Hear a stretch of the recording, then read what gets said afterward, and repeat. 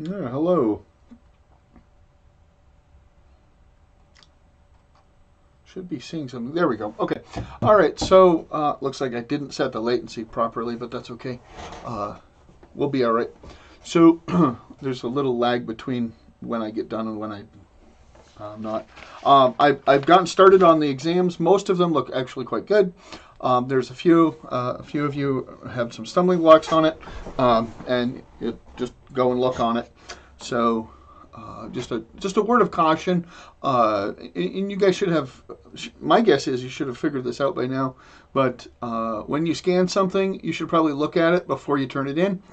So just as a word of caution, because if you turn it in and I can't read it, I can't grade it. So it's very difficult.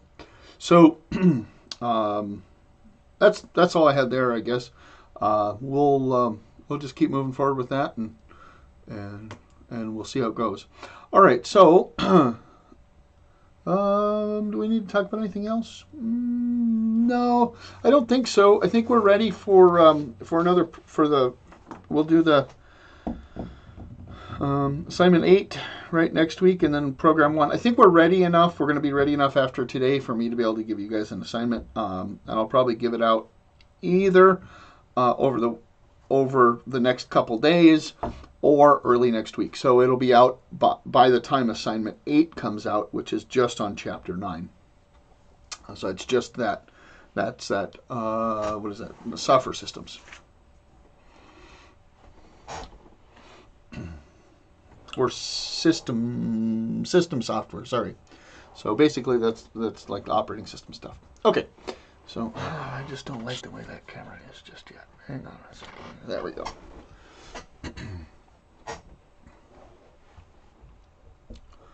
Alrighty then. All right. So let's load up what we did last time. Upload from my desktop my loop example here. So this is where we were. And if we remember, let's go ahead and assemble here. If we remember right, what did this do? Let's go ahead and just run it. It asks for a value.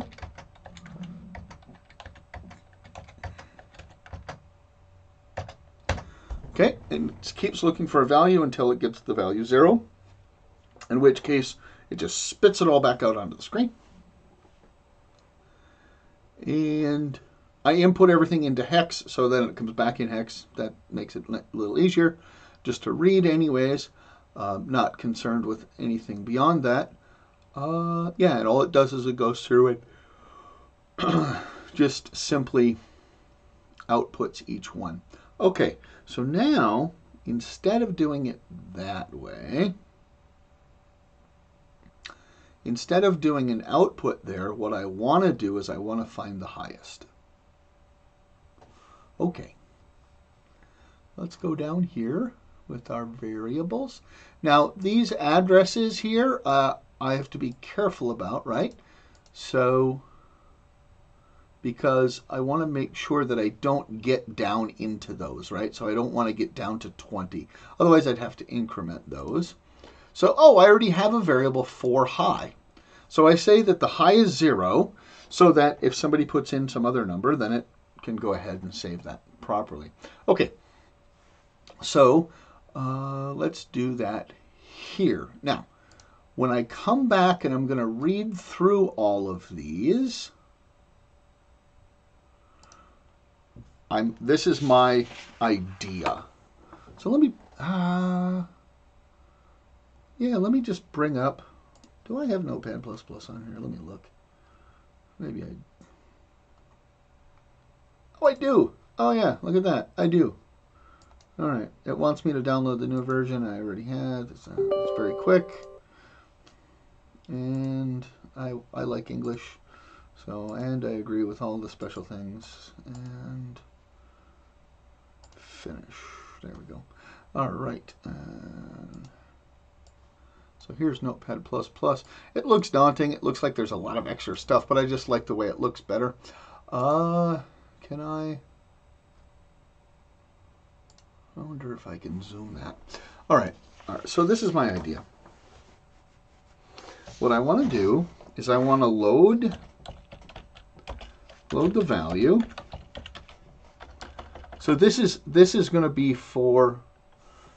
Yeah, let me see if I can view encoding. Settings, view, zoom. Oh, Control Alt, or no, just okay. All right, so I'm going to title this. What am I going to title this? So this is to find the highest value.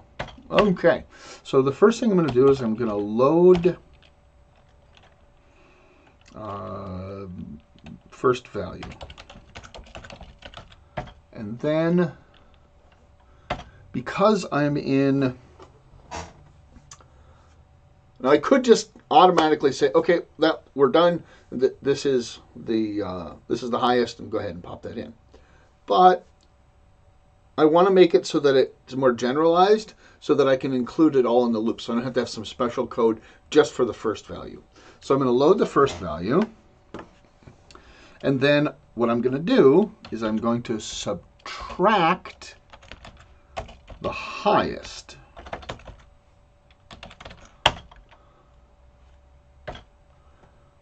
And maybe I should say, instead of subtract the highest, subtract highest. And maybe, or subtract high, and maybe even do it like this, so that it's clear that that's a variable. Okay. Subtract the high, and now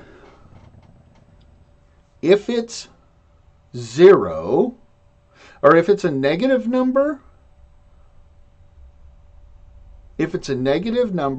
then I don't need to store that value. If negative,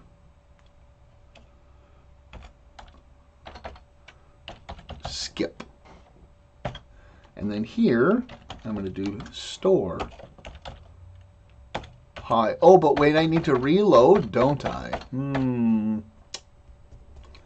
Okay. I need to load first value, then store high.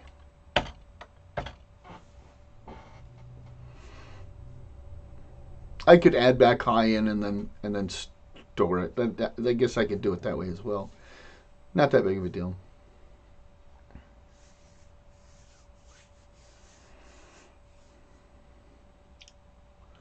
Okay, so then what do I want to do? I want to jump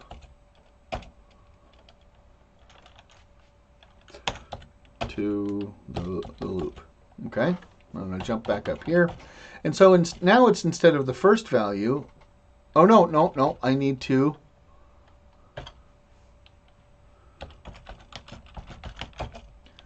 increment end A. And that's actually a variable that I have over here, right? End A. So I'm going to increment the end A. So instead of this, load value at end A. There we go. So I need to increment end A. But that's more than just increment. That's load end A, add 1, and store end A. Okay, so there's all of this. Okay, if negative, skip. But okay, so I'm going to, if it's negative, skip all of this stuff, right?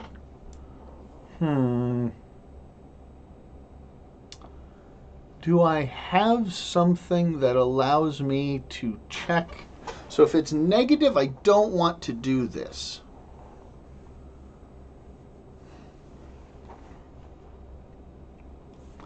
Okay, well, let's look in our help, go to our instruction set. So we have three different ways. Skips if it's strictly less than 0. So we can actually just put the zeros there. Aha, that's actually very nice. Skip, and so negative. So that is going to be, what's the skip in? That's 8? Or no, 6. No, it is 8. Okay. So, oops, I'll go back here. I'm going to say 8, 0, 0, 0. So that's a note for myself. Okay? So that means that if it's negative, we're going to skip the next thing. Just one instruction. That's how these instructions work. Skip the next instruction. But the next instruction I want to skip is a jump to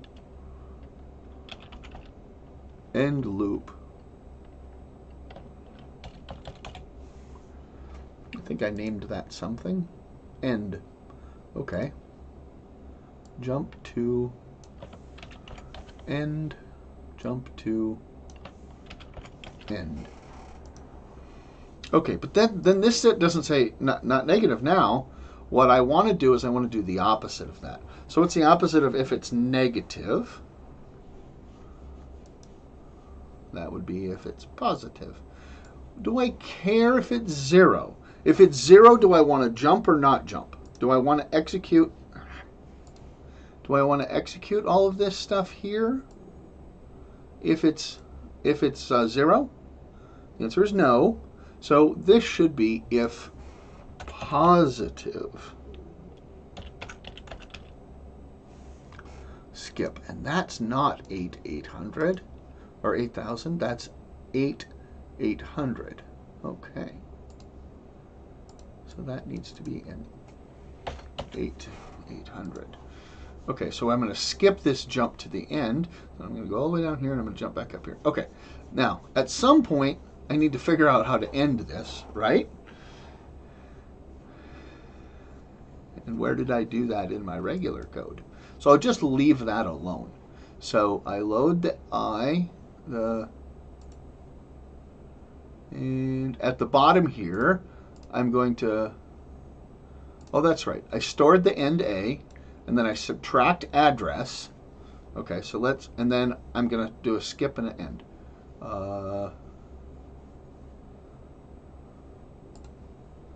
So after this, I subtract address, and then skip condition, what, 400. That's what I have there. Right? And then jump to the end. All right, now let's see if we can actually incorporate this. And what I'm going to do is, can I snap this onto the, I can't, it's my middle monitor, I can't snap it, dang it. All right, so, well, let's just do that. There's a way to do this. But I don't know how, I don't remember how to do it. Somebody taught me how to do it once, but I'll just do it the boomer way. I'm not a boomer, but not quite that old. But it's the boomer way. Back in the olden days when we had rocks to play with. Did I play with the rocks when I was a kid? I threw them, that's for sure.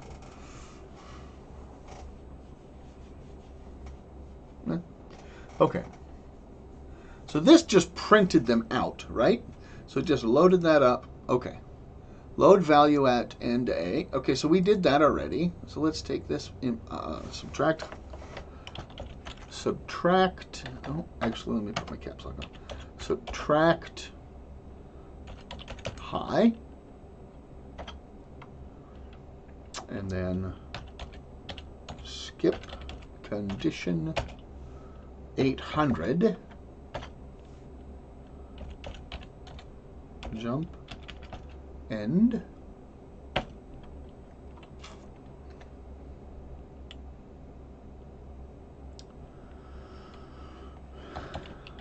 Load I and A. Oops. I want that to be a capital. Third time's a charm. Okay. Now I'm going to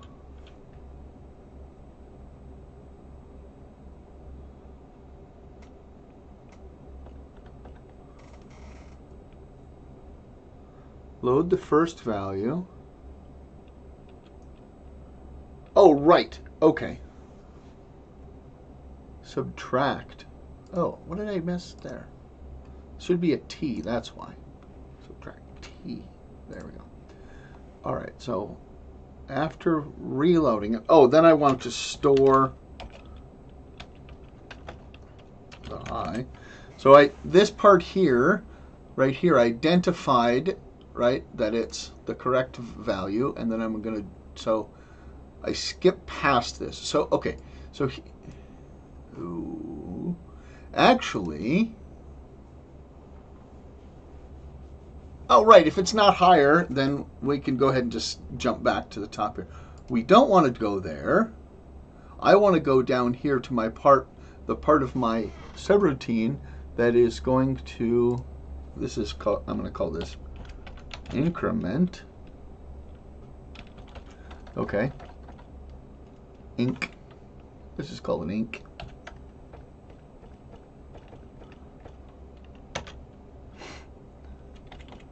So instead of jumping to the end, I'm going to jump to inc, because that's where I want to increment the end address. Okay, so then I do the store high, and then load end A, add 1, store end A, subtract address, skip 400, jump to the end. Okay. So this looks like I've got it now. So let's go ahead and try assembling this now that we've got the new values in. And we look here and we notice that these are not on the 200 row. So we're still, or the 20 row. What's the the 20 row. And so we're still going to be good. So do I want to let's just run it and see what happens. Okay. Let's change this to decimal. 11, 12, 13, 14, 15, 0. Okay, well, let's look where the highest is here. Highest is right after 1.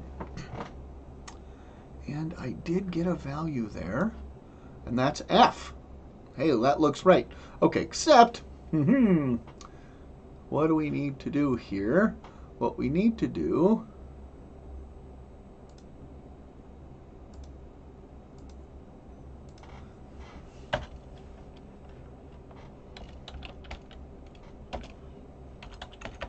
is load the highest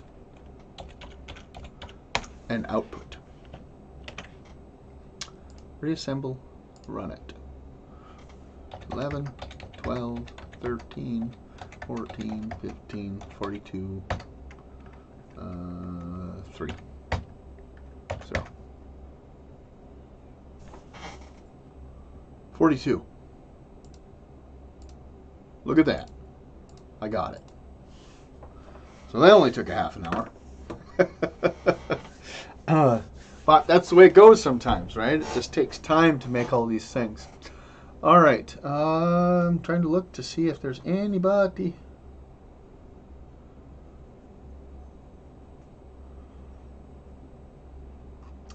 Looks like there is one person in here.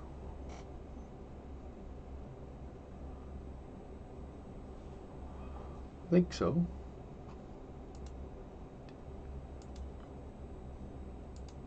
Unless it counts me. I'm not sure. I'm whatever. Okay, so this is good. So what I want to do now, so I'm going to take this file and I want to download it. And I'm going to call it, what do I want to call this? I should probably call it something better, but loop, actually, loop example. And I want to make that a TTS, download that, and open up that folder.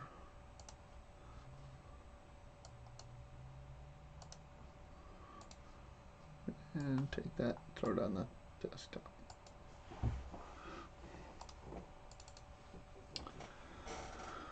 And oh, that doesn't look good.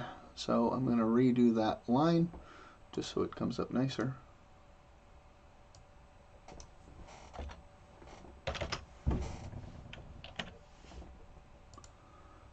Download loop example txt, very good.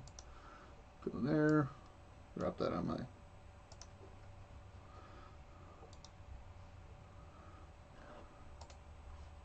Alright, I opened it with Notepad++, so I can actually read it a little easier. But it all looks good here. So we're just going to go ahead and call this done, at least for this one.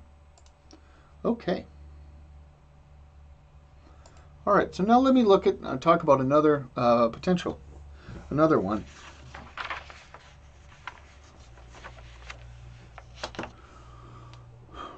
How about we do the exact same thing, or at least a similar thing. We're going to do it a little differently, though.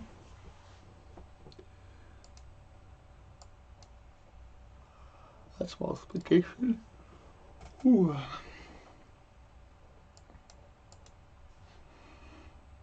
So let's think here. How about if we take and can we do something with reverse Polish notation? If I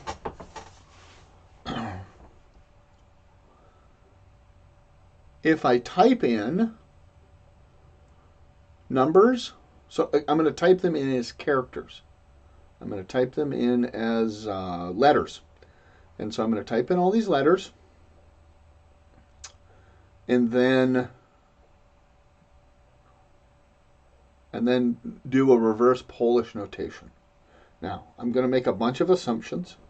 Like the only legal characters I'm allowed to type in are, well, not parentheses, because I'm going to put in something that's in reverse Polish notation, and then I'm going to consume it as I go. So we'll figure it out. We're going to figure out if we can do this or not. So.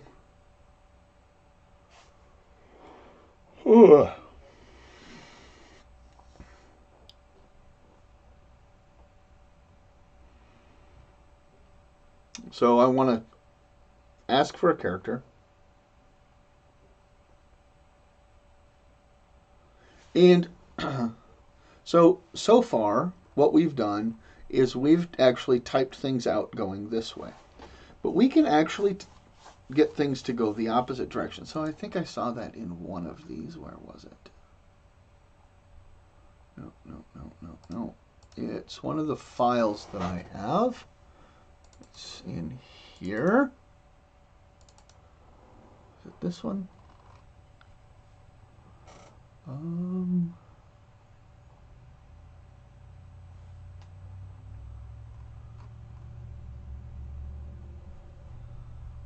Nope, that's not it.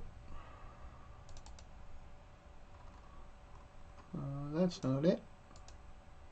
These seem to be labeled weird. All right, there we go. All right, so I'm going to assemble this, and I'm just going to run it. See, now it put it all in one line here, right?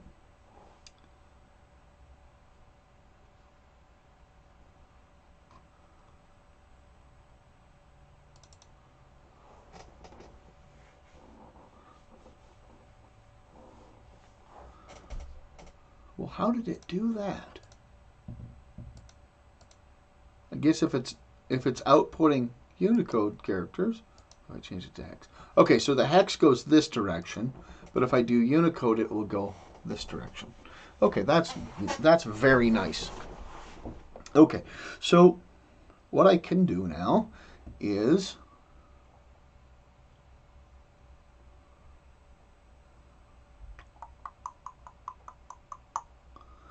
right, because what I want to do is I want to just basically when let me open up.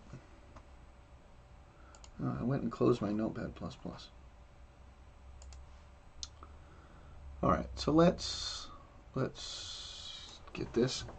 So type in characters. So these are the characters that are legal. Plus, minus,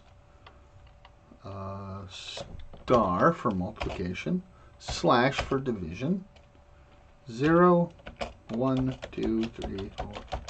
Oh, and then actually I shouldn't say it that way. I should say could be a number. Ah, but that becomes a problem, isn't it? Because if we're reading in just a single character, so I'll have to kind of mess with that on the input. Okay. So then we're going to say process, and then output the complete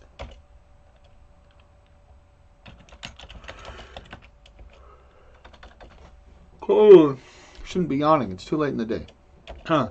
Or too early in the day. I don't even know. Whatever. Output the complete string in infix format.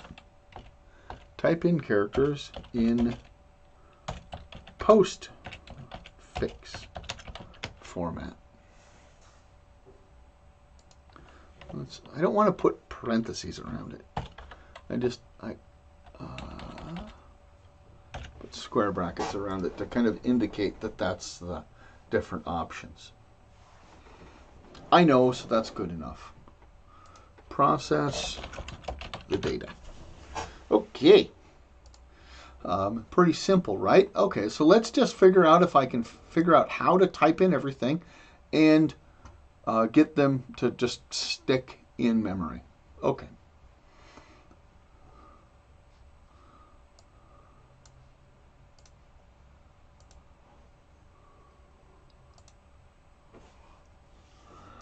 And so let's actually get this loop example, because there's a lot of stuff in here that's actually really useful, right? Because this reads in a bunch of things. How do I know when I'm done? Again, let's do it at 0, right? Okay, so when a 0 comes up, then we'll know we're done. We don't want to be dividing by 0 or multiplying by 0, adding, subtracting by 0. They don't really make a lot of sense. So let's go ahead and make, it's called a sentinel, make 0 our sentinel. Okay, so we're going to go ahead and do this. So all of this looks actually good. So I think I'm just going to take the rest of this out. Here. And there's a jump to the end. I'm going to change that to exit for now.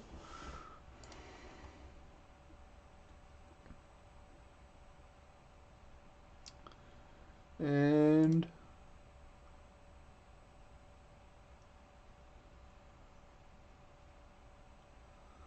am I going to need a 1?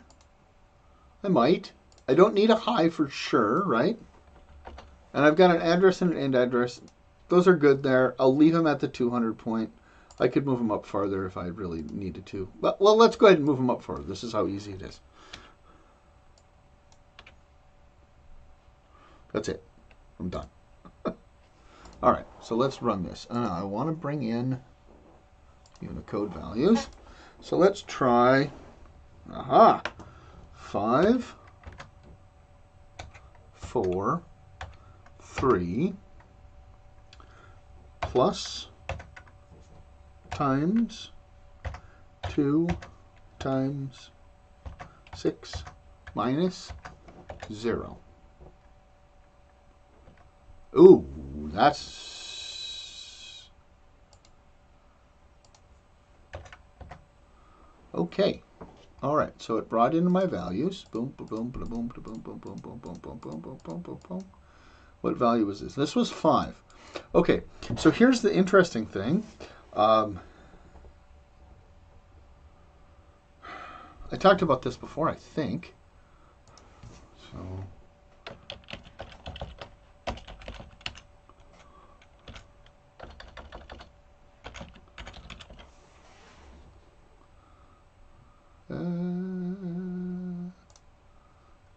Where's the easiest one? This is probably the most common one I've used in the past. I'll zoom in a little bit on that. Yeah, it's got a bunch of ads and stuff on it, but you know, it's the internet. So here's the thing that's actually pretty cool. If we look, 0 is 30 in the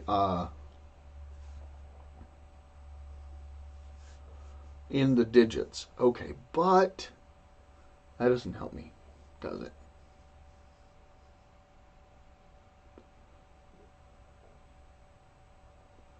Oh, it does. Well, because I'm bringing them all. Let's not worry about this. I'm going to worry about this on the other side, I think. So let's just go back here and try. Let me restart this thing, and let's go ahead and run this. Instead, what I'm going to do is go 5. Actually, I don't want that in hexadecimal. I want it in decimal. But for these low numbers, it won't matter. 4, 3. Now let's see what happens. Okay, so I want that to be Unicode. And then multiplication, that's Unicode. And then I go back to decimal. I go 2. Back to Unicode. That's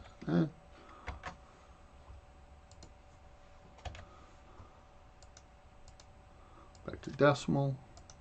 A 6. And then back to Unicode. A negative.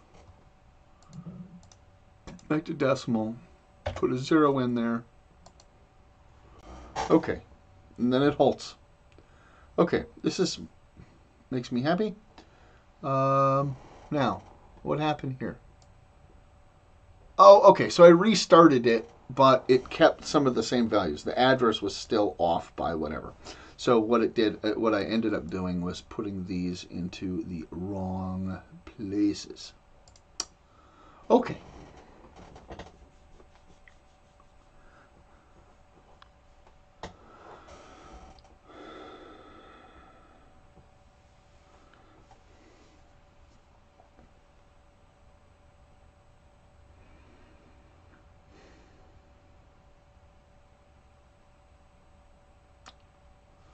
Well, this doesn't necessarily work very well, does it?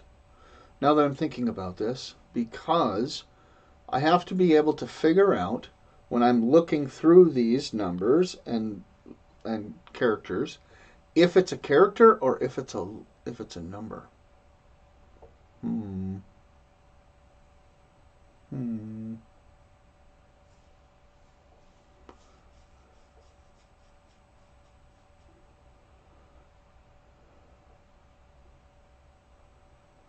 That's a difficult problem, isn't it?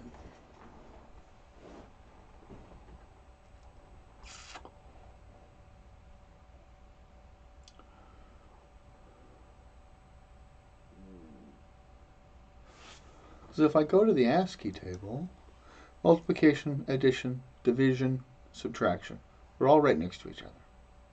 It's real simple, right? The problem is, looks like there was a glitch in the system. We should be back now, though. All right, so, we do have somebody. Very good. All right, so we do see this one is 42, right? So if I typed in the decimal number 42 or the Unicode value multiplication, the asterisk, that would be, they're the same. They're stored exactly the same. Remember, I think I said this before, that when we're dealing with a computer, right, it's just going to store it as a number. It has to know which the context. Ooh, okay. That's a bit of a problem, isn't it?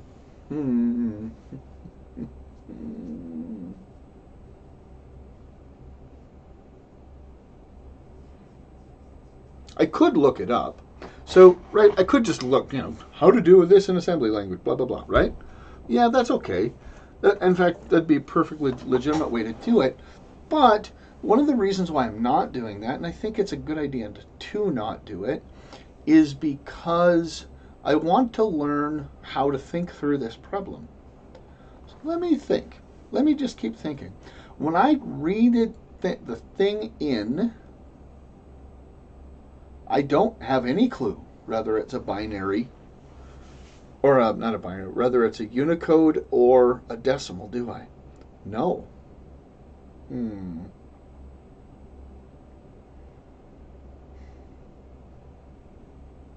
Does that mean we can't do it? Oh, heavens no. I'm sure we can do it.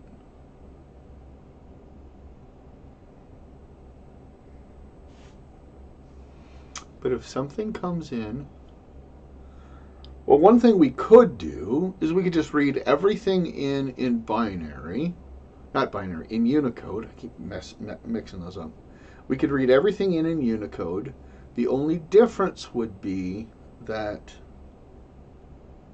we would have to limit all numbers to single digits. If we did that, we could tell the difference between them, couldn't we? All right, well, first off, let me see what happens if I do that. So let's go ahead and go back to Assemble here and go ahead and run this. So I'm going to put Unicode in here because I know that these will come back correctly, right? So now this one was supposed to be a 2 for my example, so I put a 12 there. Ooh, that's interesting. Let's find out what happens in memory. And in order to get that 0, I need to go to decimal. Okay, there we go. Okay, so what happened? 1, 2, 3, 4, 5. 1, 2, 3, 4, 5. This one here, supposed to be a 2, but I put in 12.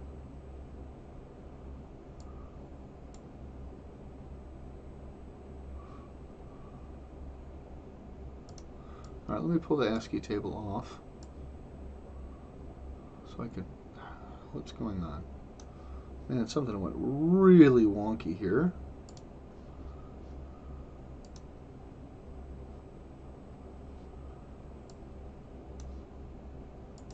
There we go. Okay.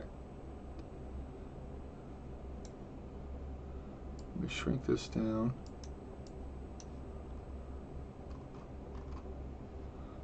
It's too tall.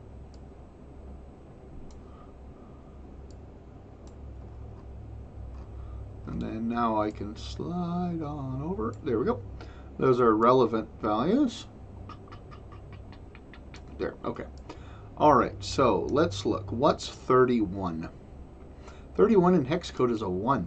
So it read the first character, and then that was it. It just stopped. Because 2A is, that's multiplication.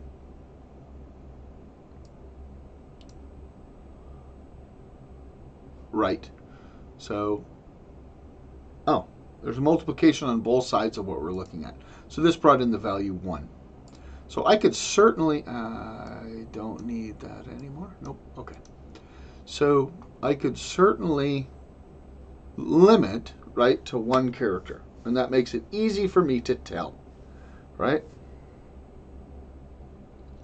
Because I'm specifically saying that it has to be between blah, blah, blah, and blah, blah, blah, right, okay. So that allows me to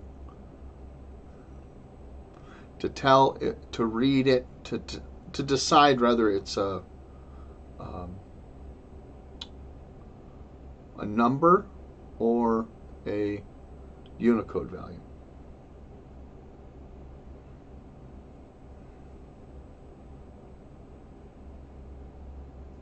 Good. Then what I can do is, now if you remember, when we went back, when we looked at reverse Polish notation and how to do that, what we did was we have a stack, right? And so we can use this same idea that we have for an array, except for we can call it a stack. And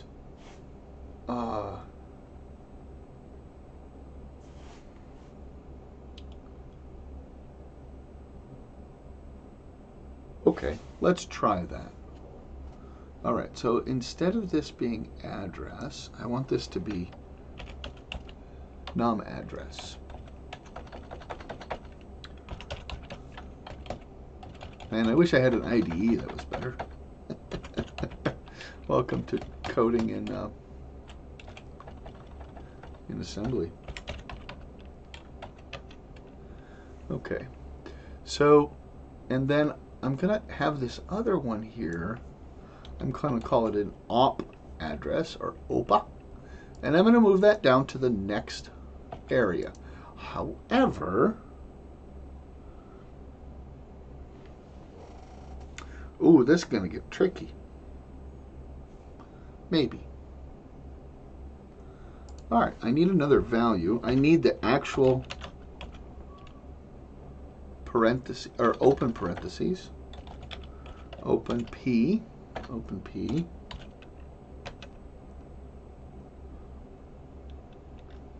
So I'm going to get the hex code for that, and then the close P, and I'll get the hex code for that. All right, so let's bring that up. All right, and I see that this is in hex code. Hex there. Open is 28. 0028 and 0029. I need a plus.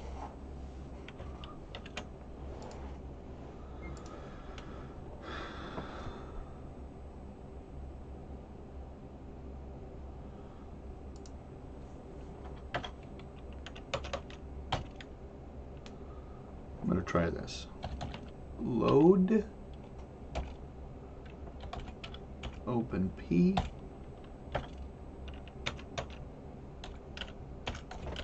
Output. So let's assemble it. Let's run it.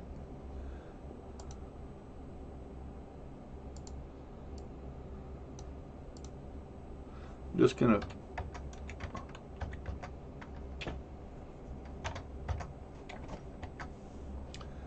switch to decimal and put a 0 there and accept. I could look up to see what the Unicode character 0 is. What's the Unicode character 0? Huh, that would be really tough to type. There probably is a way to do it, but I'm not going to try. I'm just going to make do with what I can. Oh, you know what I could do? So right now, right, I'm ending on a 0, right?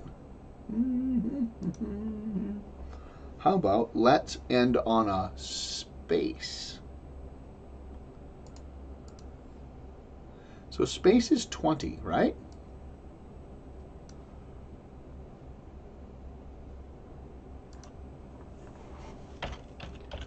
Subtract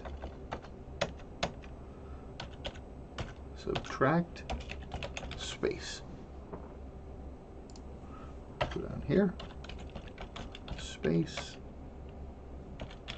hex 0020.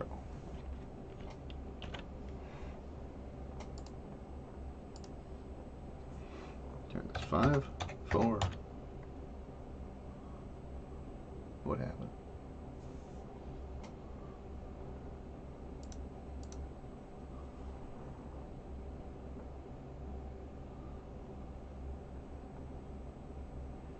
Oh, I should probably not be doing that, huh?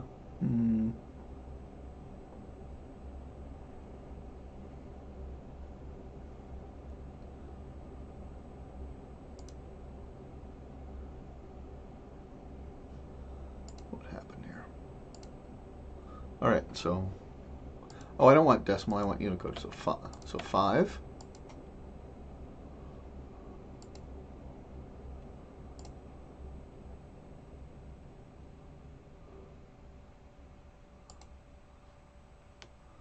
Four, 3, plus multiplication. And then I'm going to put a space here. Oh, okay. So it won't let me do a space. But I could use a different character, couldn't I? Let's try using the character A. There we go, capital A. All right, so let's cancel and pause. Okay, back to symbol. So here, instead of its space, I'm going to go cap A. So then let's look to see what the capital A is 41. So, oops, change this to cap A, and this would be 41.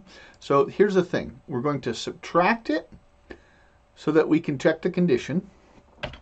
And then we're going to add it right back on again because we need to save that value.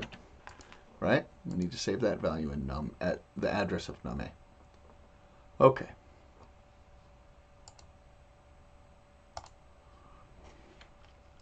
Five.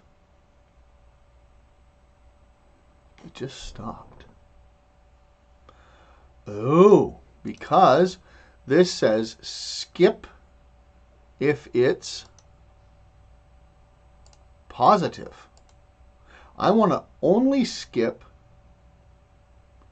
Oh, okay. That's problematic. How do I skip this? I want to skip. All right, so did I show you guys how to do this craziness?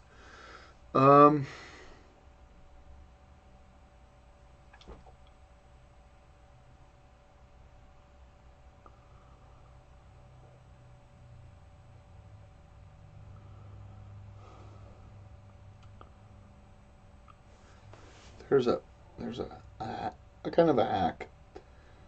So if I have two skips right next to each other, what does that do? If I skip based on 0, if it's 0, I can skip a jump to the exit. No.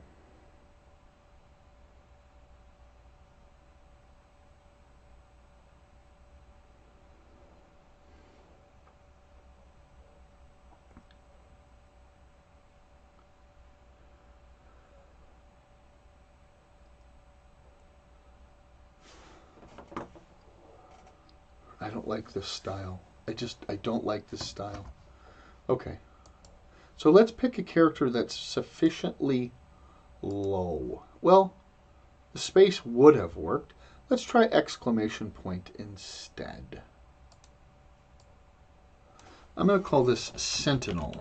I'm going to rename it Sent. Direct Sentinel. And then here, right, I want to skip if it's above 0. Yep, because I'm not allowing anything right below this exclamation point. Okay. Okay, so then after our jump to the exit. Okay, then we need to add, but Sentinel. We need to add the Sentinel back on again.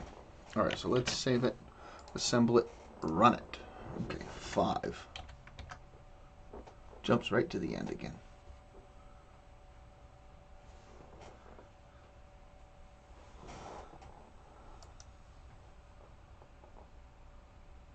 We want to skip if it's 0, right? Oh, we didn't change this. There. There, now save it, assemble it, run it. 5. Again, okay. 5, close. So, step. So what's here?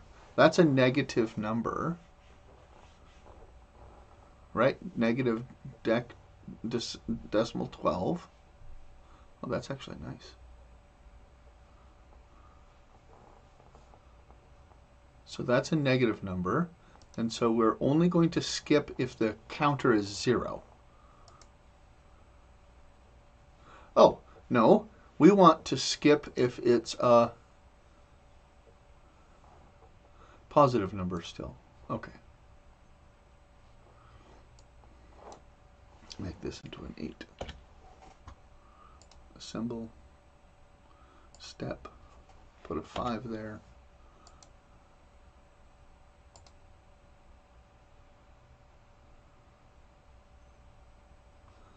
Why did we get a negative? Did I get the wrong for excellent? No, it should be a 21, not 41. That's why. There was my problem. Okay. Oh, there we go. 5.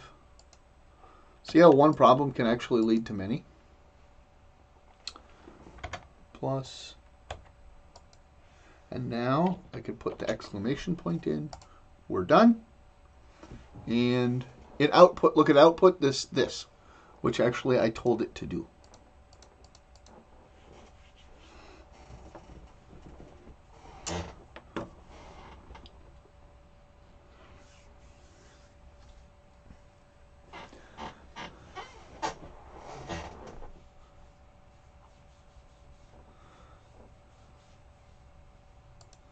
Okay.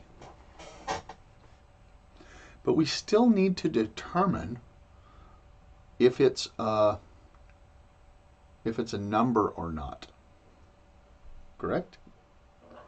The good news is, in the characters that we're allowing, these are all together and they're all low, right? So that I could simply subtract, say, 2f, and if I still have a positive number, or if I had a negative number, then I know, right, I could add that 2f back in again. Yep, because that's the slash. This isn't not a slash, this is. So I could subtract the 2f. Actually, let me subtract 30. Yeah. All right, so let's put another one in here. Offset. Hex 0030. Okay, so here, add that cent back on again, and then I'm going to subtract, what do they call it? Offset.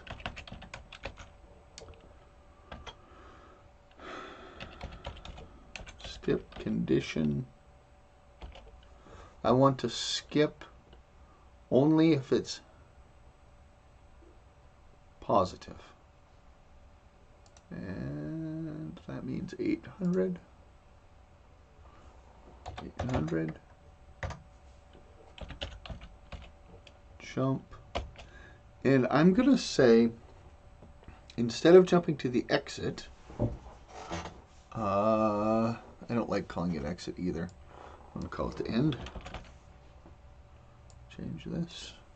End. I want to jump to the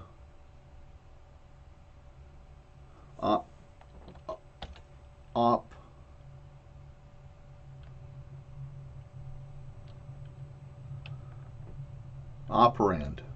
I'll just call it oper.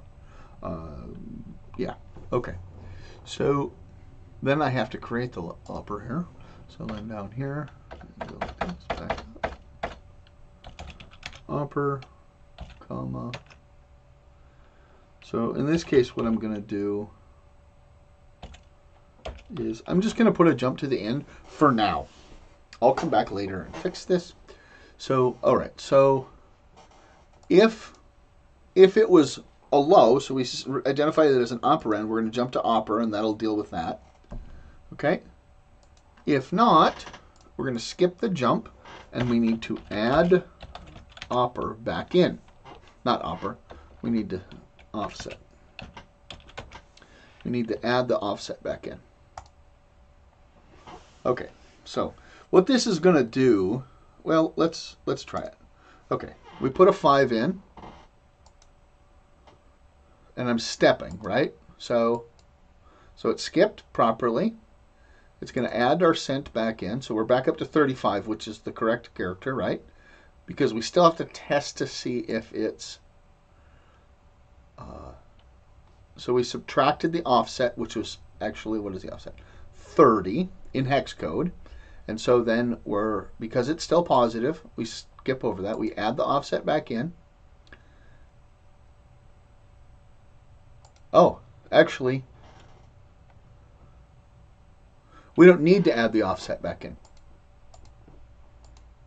This goes back up to the loop again. We ask again, and we say 4, and we can step on through this. Because at this point, we might as well just restart. So instead of adding that back in again, let's just hit run. 5, 4, 3, plus. Okay, now it halts, right? Because we didn't do our operand portion.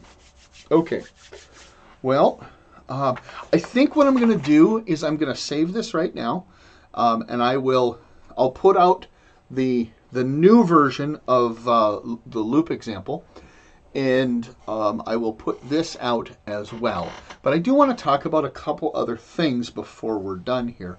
And that is in the help here, right? I got this instruction set here, which shows me all these instructions. It's also important to note this is in GitHub. So for those of you who are familiar with GitHub, I can actually look at the code for this.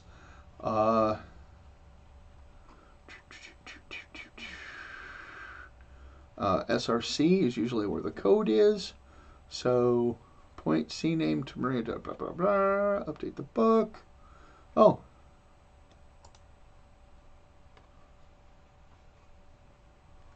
Huh, okay, well, let's back that up. Go into the code. So we can actually open up, like this is actually included in here. It's actually pretty cool. So if you feel like it, spend some time poking around there. It's actually a pretty good idea to be familiar with GitHub a little bit.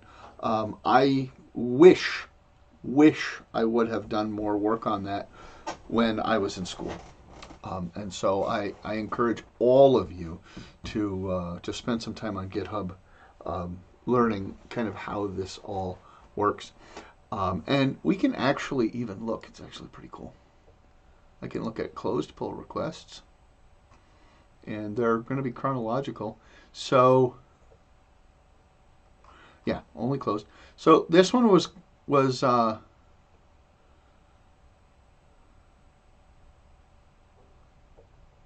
okay, bump grunt. So this is actually what these are. They're adding the dependencies. So they're updating the dependencies is what they're doing. But they haven't really done anything to change this in quite some time. Here, they added a new example a year and a half ago. So there's some neat stuff, but that's just that tab. Okay, so let me close that. So the other thing I can do is I can do facts. So facts also here. This is another thing that brings me out to this wiki.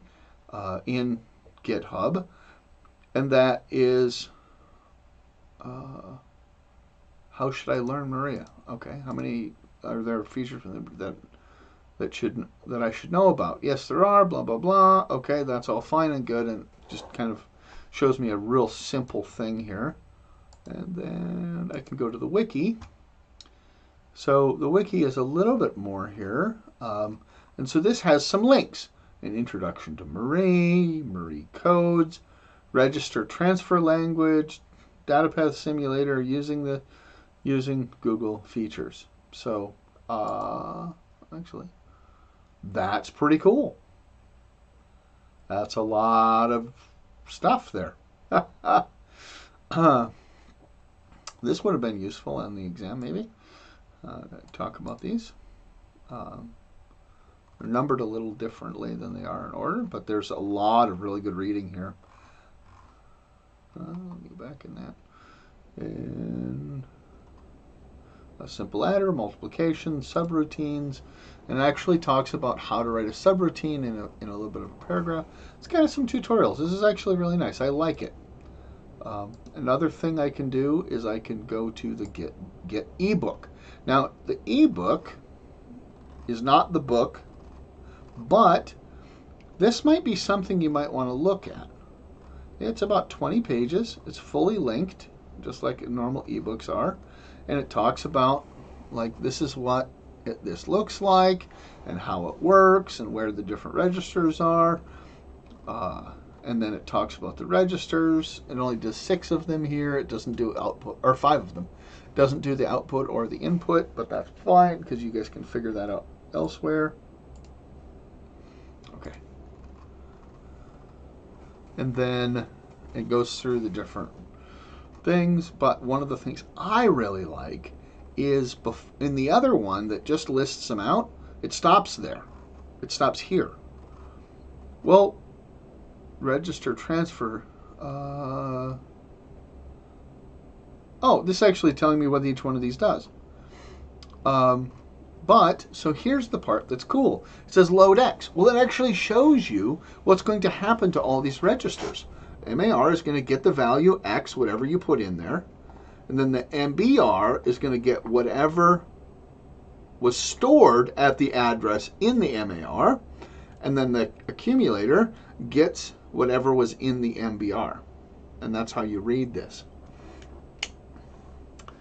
And then you can do the store, and that actually is a similar process, right? So these arrows here means that whatever the value is, X, gets stored in the MAR.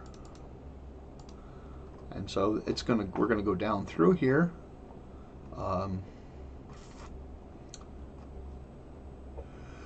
It actually shows us what each of these things,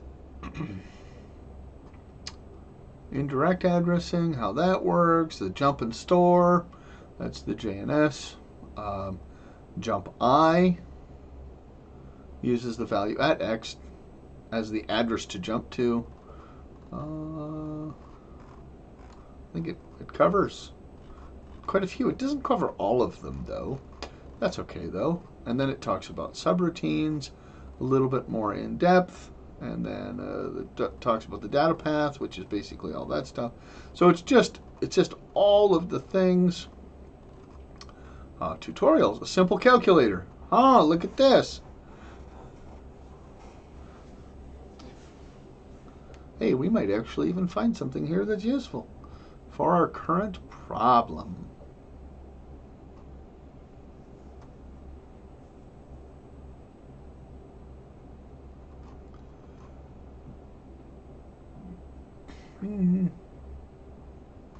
Oh, this is just doing an addition problem. I think. Here's multiplication. How we can do multiplication. Full code.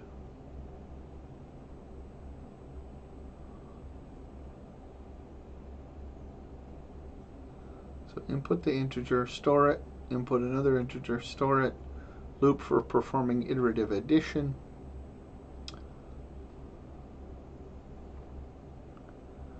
Load number, which at this point is 0, it adds X to it, stores it, loads Y, it subtracts 1 from Y, it stores Y. Oh, this is for the multiplication. Have we complete? Look at this. Actually, we just learned something here. If you put a slash at your command, you can actually put comments in there. That's nice. Oh, I should have noticed that. I should have known that before already. So loop. No, repeat the loop. Yes. So exit the loop. And then down here, we load num. Halt. Okay. So that's it. All right. So I just wanted to point out here under the help tab, all 4 of these I think are really interesting. And rerun tour. I don't even know what that is about. It just tells you. It's actually pretty cool. It says this is the license. These are the people who worked on it.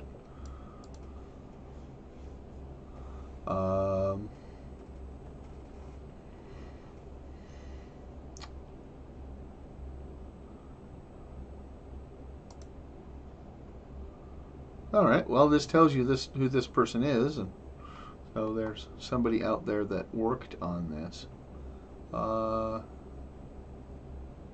If you're bound by the plagiarism notice, that's actually pretty good.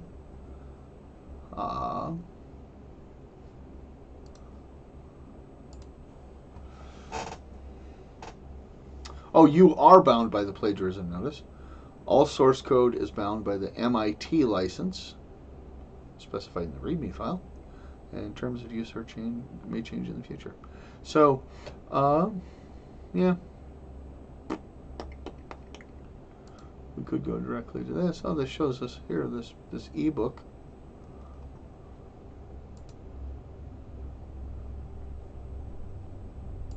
No. So this just shows us a few pages. It doesn't show us the whole thing.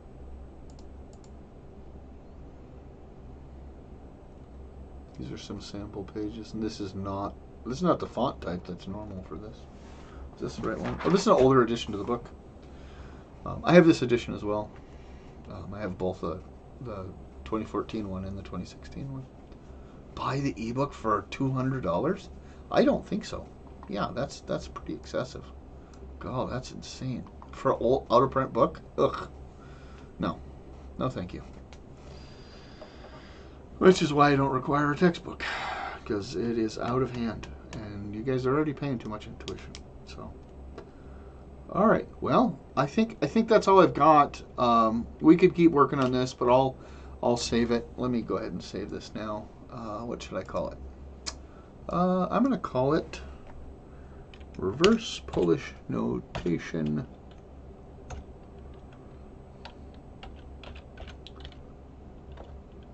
Yeah, decoder. Download. Let's go ahead and throw that out onto, oops. Where?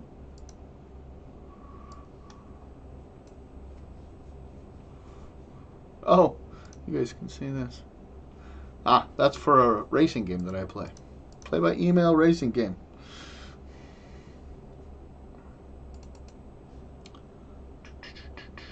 Yeah, that's our whole thing, right? That's everything.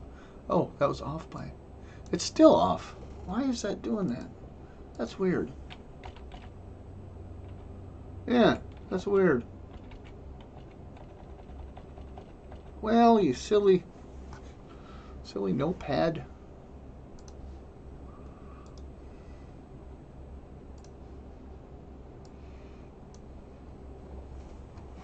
Ah, this is work in progress, right? Op array, num array. So that's, yeah, I can throw that away too.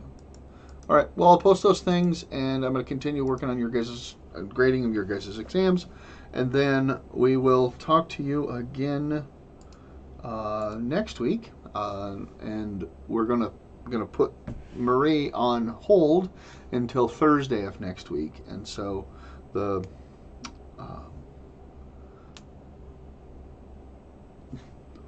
first thing we'll do, right? I'll lecture on. I'll do lecture. What is it? 30. Yeah, 30 on embedded systems, and then we'll do a second one on Wednesday that'll also be embedded systems. And if we have time, it's possible that we'll have time. We'll see how it goes. I might jump in and do a little Marie on Wednesday towards the end. But otherwise, and we'll keep working on this reverse Polish stuff. And I will just can it. I'm not going to, I want to do everything live with you guys. So I can talk about why I'm doing what I'm doing and what I'm doing. And I think that's really helpful for you to be able to hopefully try to, I'm building a little box as it applies to how I think about writing assembly code in Marie.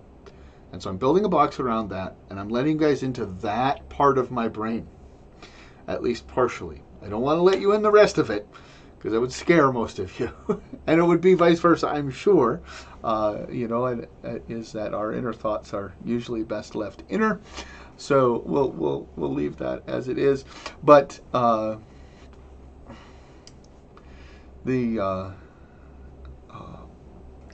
but I want to kind of give you guys an idea of what my thought process is, how it is, and also show you an example of how to vocalize things when it comes to talking about code. And I think those are important things too, right? So hopefully you all can do the exact same thing, right? Is be able to converse and talk about it. So hopefully the modeling helps with that. Yeah.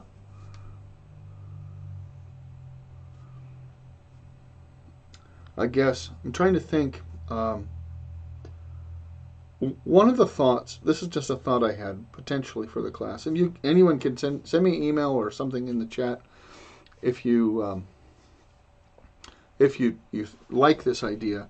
So one of the things we could do is I think.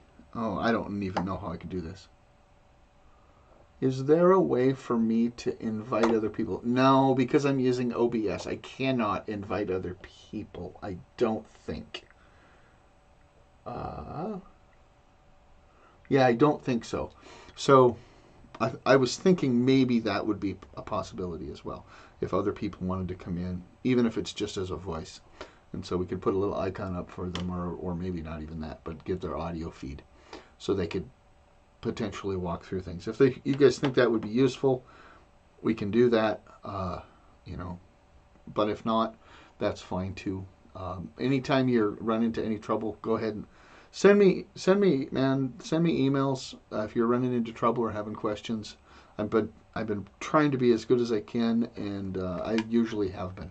So for those of you who are having issues, well, those who are having issues probably aren't watching the streams. So, but if you have any kind of a question at all, send it my way, and I'll see what I can do to answer it. All right, that's all I have for tonight. I will talk to you all next week. Hopefully you all have a wonderful evening and a great night.